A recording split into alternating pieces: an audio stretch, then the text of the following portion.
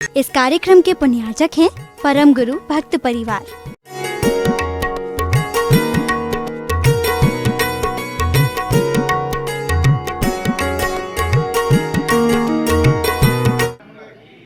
उपस्थित महानुभावों, जीवन में 5 कार्य कभी नहीं करना चाहिए। जो कार्य अग्नि के बिना जलाने में समर्थ होते हैं।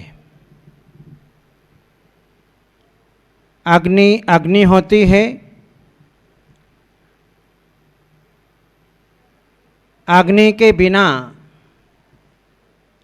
हमारे जीवन में वे 5 कार्य निरंतर जलाते रहते हैं। हमको अभी मिलती रहेगी कब तक? 18,500 वर्ष तक। लेकिन 18,500 वर्ष के बाद जैसे ही पंचम काल का अंत होगा, हमको अग्नि नहीं मिलेगी। प्रातः काल में धर्म नष्ट होगा, दोपहर में राजधर्म नष्ट होगा और सायंकाल में अग्नि समाप्त हो जाएगी। उस समय के लोग जो हैं कच्चा खाएंगे और अपना जीवन व्यतीत करेंगे। लेकिन हमारे जीवन के अंदर ये 5 कार्य हैं जो अग्नि के बिना प्राणियों को अपने जीवन में निरंतर जलाते रहते हैं। पहला कार्य है कुग्रामवास। खोटे गांव में निवास नहीं करना। दूसरा कार्य है खोटे राजा की सेवा नहीं करना। तीसरा कार्य है कुभोजन नहीं करना। चौथा कार्य है कलह प्रिय स्त्री को नहीं रखना। और 5वां कार्य जो है दरिद्रता को और जो है बहुत कन्या का होना। ये अग्नि के बिना भी 5 कार्य व्यक्ति को निरंतर उनके शरीर को जलाते रहते हैं। कुग्रामवास, खोटे गांव में निवास नहीं करना। अब खोटा गांव किसे कहेंगे? जहां पर सज्जनता का अभाव हो, जहां पर विवेकवान व्यक्ति निवास ना करता हो, जहां पर सज्जन लोग निवास नहीं करते, जहां पर सदाचरण नहीं हो और जहां पर किसी प्रकार का अतिथि सत्कार न हो, जहां पर पढ़ाई लिखाई का कोई साधन न हो, जहां पर किसी प्रकार का उत्सव और महोत्सव न हो, वहां पर जो है वह कोटा गांव कहलाता है। ऐसे खोटे गांव के अंदर निवास नहीं करना। यदि व्यक्ति निवास करता है तो अपने जीवन में वह केवल मात्र अपने शरीर को ही जलाने का काम करता है। उसके जीवन में अमन चैन नहीं हो सकता है। गांव और नगर, गांव और शहर, दोनों में क्या अंतर है? गांव और शहर में क्या अंतर है? गांव में भी लोग रहते हैं और नगर में भी लोग रहते हैं। गांव में भी पढ़ाई होती है और शहर में भी पढ़ाई होती है। लेकिन फिर भी एक तुलनात्मक दृष्टि से देखा जाए तो गांव और नगर के अंदर बहुत बड़ा अंतर पाया जाता है। गांव के अंदर अनुभवी लोग रहते हैं, शहर में पुस्तकीय ज्ञान वाले लोग निवास करते हैं। दूसरा अंतर, गांव के अंदर आनंद है और शहर के अंदर आनंद नहीं है। गांव के अंदर संतोष है और शहर के अंदर असंतोष है। गांव में शांति है और शहर में अशांति है।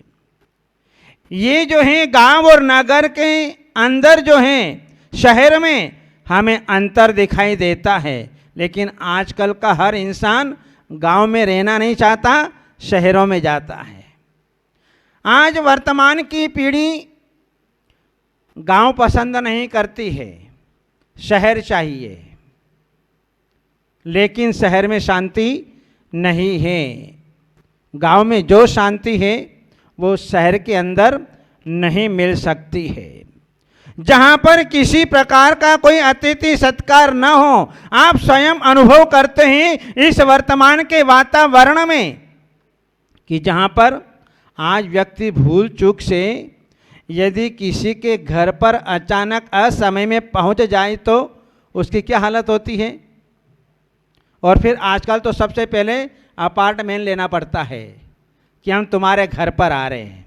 जैसे डॉक्टर के पास में जो है अपार्टमेंट लेना पड़ता है, तब जाकर के जो है डॉक्टर परमिशन देता है कि हाँ आप आ जाओ, अमुक तारीख को आ जाओ।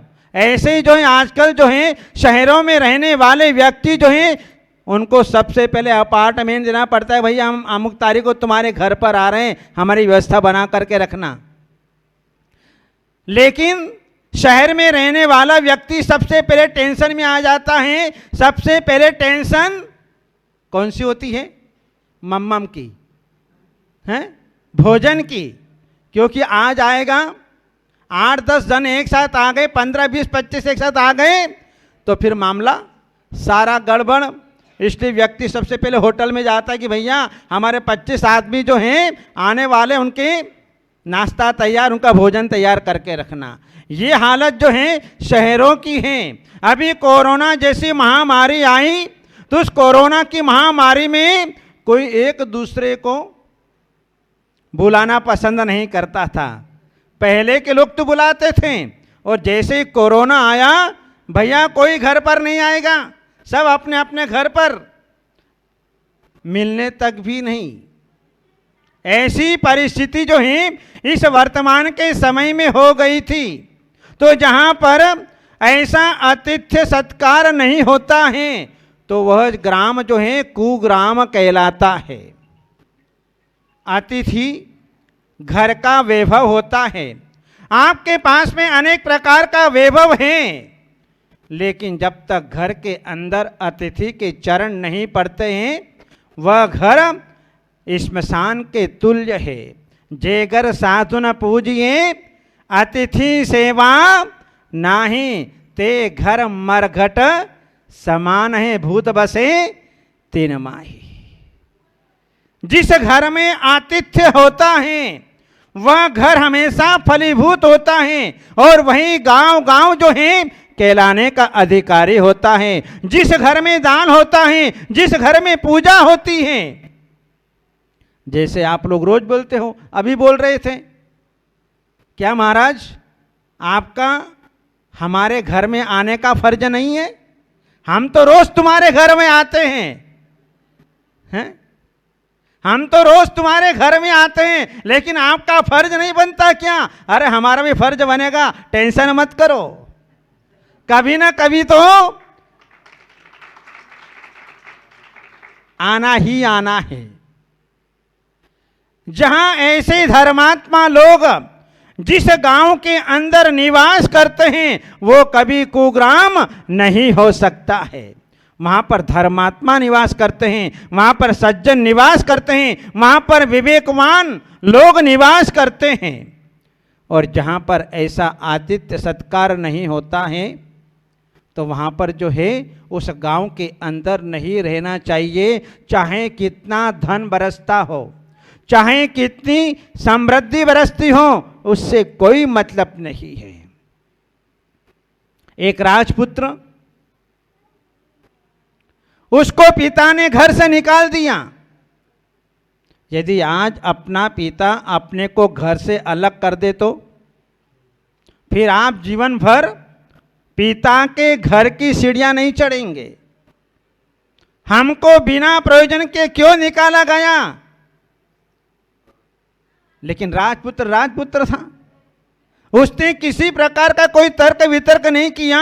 उसने सोचा इसमें जरूर कुछ ना कुछ हित है, इसलिए जो है मुझे यहां से निकाला गया है। अब वह राजपुत्र जो है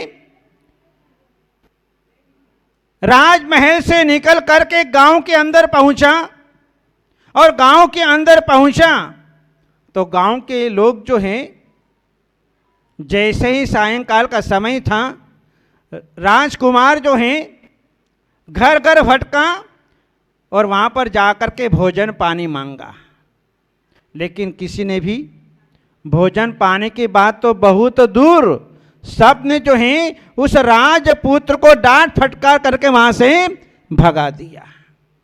राजपुत्र अपने अपमान को जान करके, उसको सहन करके, शांत भाव से बिना कुछ कहे वहां से चल दिया और आगे चल करके जो है समय बदलते देर नहीं लगती। व्यक्ति का समय कैसा होता है हम सब अपने जीवन में अनुभव कर रहे हैं। आज जो व्यक्ति लखपति करोड़पति दिखाई दे रहा है, ये सब समय की बलिहारी है। जिसके पास में एक वस्त्र भी नहीं था, फटे पुराने वस्त्रों से काम चलाता था, लेकिन आज लखपति करोड़पति अरबपति बनकर के बैठा है। ये समय कब बदलता है, भाग्य कब बदलता है व्यक्ति का, कोई पता नहीं चलता है। राजकुमार की दशा भी ऐसी हो गई कि किसी ने भोजन पाने की भी नहीं पूछी। जैसे अपने कहते हैं कि 7 मामा का भांजा भूखा मरता है। वो जाने कुछ मामा क्या खा लिया होगा, वो जाने उसने वहाँ खा लिया होगा, वो जाने उसने वहाँ खा लिया होगा। ऐसे 7 मामा का भांजा जो है भूखा रहता है। ऐसे उस राजपुत्र की दशा हो गई, और राजपुत्र की दशा हुई शांत भाव से जो है वह जो है जीवन में सब कुछ सहन करके अपने जीवन में चल रहा था, और भाग्य ने ऐसा पलटा खाया कि वही राजपुत्र आगे चल करके जो है राज सिंहासन पर जा करके बैठ गया। उसको राज सिंहासन मिल गया। जैसे ही राज सिंहासन पर बैठा, एक दिन अचानक चिंतन करते करते मन में चिंतन आ गया कि मुझे जब राजमहल से निकाला गया था और गांव के लोगों ने मुझे भोजन पानी तक नहीं दिया था, जबकि राजमहल से सारी व्यवस्था पहुंचा करती थी, तब भी जो मुझे भोजन पानी नहीं दिया। तब जो है उस राजा ने जो है अपने सेवक को बुलाया और कहा कि जाओ अमुक गांव में जाओ और अमुक गांव के लोगों से कहो कि मुझे जो है बालू रेत की रस्सी चाहिए, मुझे बालू रेत की रस्सी चाहिए। यदि धैर्यवत वालों से पूछें कि भैया बालू रेत की रस्सी लाओ, तो क्या करोगे, हैं क्या करोगे? वह सेवक जो हैं वहां पर पहुंचे गांव के अंदर, लेकिन एक में भी विवेक नहीं था, एक में भी ज्ञान नहीं था। आप सब एक दूसरे का मुंह देखें कि हमने जो है नायलॉन की रस्सी का नाम तो सुना, सूत की रस्सी का नाम तो सुना, लेकिन ये कौन सी बला आ गई बालू रेत की रस्सी, जीवन में कभी देखी नहीं। अब बेचारे सब अंदर घबरा गए, क्योंकि राजा ने आज्ञा दी है और उनकी आज्ञा की पूर्ति नहीं करेंगे तो इस गांव को छोड़ करके जाना पड़ेगा। अब इधर जो है एक सेठ पुत्र वहीं घूमता घामता गांव के बाहर आकर के बैठ गया। उसने देखा चलो माँ को छोड़ करके अपन गांव देख करके आते गांव के अंदर क्या है। जैसे गांव के अंदर प्रवेश किया और गांव के अंदर प्रवेश किया तो देखा गांव के अंदर भीड़ जमा हुई है। क्या वातावरण है, क्या माहौल है? पूछा क्या बात है? बोले कि ऐसी सी बात है। तो सेठ पुत्र ने कहा कि जो है अरे इतनी सी बात है, आप लोग सारे पंडित लोग हो, पंडे लोग हो, पूजा पाठ कराते हो, आप में किसी में भी बुद्धि नहीं है, किसी में विवेक नहीं है। वो केवल नाम का गांव था जिसमें पंडित लोग, जिसमें ब्राह्मण लोग जो है निवास करते थे, जानते कुछ नहीं थे। तो सेठ पुत्र ने कहा कि आप चिंता मत करो, कि जाओ एक काम करो कि आप जो हैं राजा के पास में जाओ। सेठ पुत्र तो बुद्धिमान था, और बुद्धि कैसी मिलती है, कैसे आती बुद्धि? मेधावी वृद्ध सेवया। जो प्राणी अपने जीवन में वृद्ध पुरुषों की सेवा करता है वह अपने जीवन में मेधावी बुद्धिमान होता है। थोड़ा बोलना, अधिक सोचना, ये बुद्धिवान व्यक्तियों का काम है। उस सेठ पुत्र ने कहा कि चिंता करने की कोई आवश्यकता नहीं, ऐसी बुद्धि जो है पुण्य के उदय से मिलती है। जाओ, तुम राजा के पास में जाओ और राजा से जाकर के कहो कि हे राजन, आपके भंडार में यदि बालू रेत से बनी हुई रस्सी है तो उसका नमूना हमको दे दो, ताकि हम दूसरी रस्सी लेकर के आ जाए। अब जो है राजा ने कहा कि ऐसा नमूना तो मेरे भंडार के अंदर नहीं है। तो बस उन गांव वालों ने कहा कि राजन, जब आपके ही भंडार में नहीं है तो हम कहाँ से ला करके देंगे, आप हमारे अपराध को क्षमा करो। ठीक है, राजा ने क्षमा कर दिया, चले गए। फिर जो है बैठे बैठे चिंतन आया राजा के मन में, इन गांव वालों ने मेरा अपमान किया, मेरा आतिथ्य सत्कार नहीं किया था। बार बार भीतर जो अग्नि प्रज्वलित हो रही थी। और जो है फिर दूसरा सामने प्रश्न छोड़ भेजा कि जाओ, तुमको जो है एक बावड़ी ला करके राजमहल में रखना है। अब बावड़ी कौन लाएगा? हैं महेंद्र जी, बावड़ी कौन लाएगा? ला सकते आप? अशोक जी, महावीर भाई, हैं कौन लाएगा? किसकी ताकत है बावड़ी को लाने की? वही गांव के लोग घबरा गए प्रश्न को सुन करके, अब तो हमारी मौत आ गई। और इस प्रकार से जो है उस सेठ पुत्र के पास में गए और कहा कि अब की बार राजा ने ऐसा ऐसा मांगा है। अरे बोलो ठीक है, एक काम करो, तुम अपने नगर से लेकर के राजमहल तक बैल की जोड़ियां बांध दो और कह दो कि राजन, हम बावड़ी लेकर के आए हैं। सब लोगों ने वही काम किया और रात में पहुंच गए, जोर जोर से हल्ला किया। राजा की नींद खुली, बोले कि अमुक गांव के लोगों ने बावड़ी लेकर के आए हैं। तो राजा ने कहा कि जहां से लाए वापस वहीं रख दो, क्योंकि राजा नींद में था। सवेरे पूछा क्या हुआ, बोले आपने कहा था कि जहां से लाए वापस वहीं पर रख दो। तो इस प्रकार से जो है, जहां ऐसे खोटे गांव में जहां लोग निवास करते हैं, ऐसे खोटे गांव में निवास नहीं करना। यदि खोटे गांव में निवास करते हैं तो हमारे शरीर में रात दिन जो है वह अग्नि जलाती रहती है कि हम ऐसे खोटे गांव में जो है अपने जीवन में कहाँ आ गए। इस प्रकार से जो है हमें अच्छे गांव में निवास करना चाहिए। बोले श्री कृष्ण भगवान की।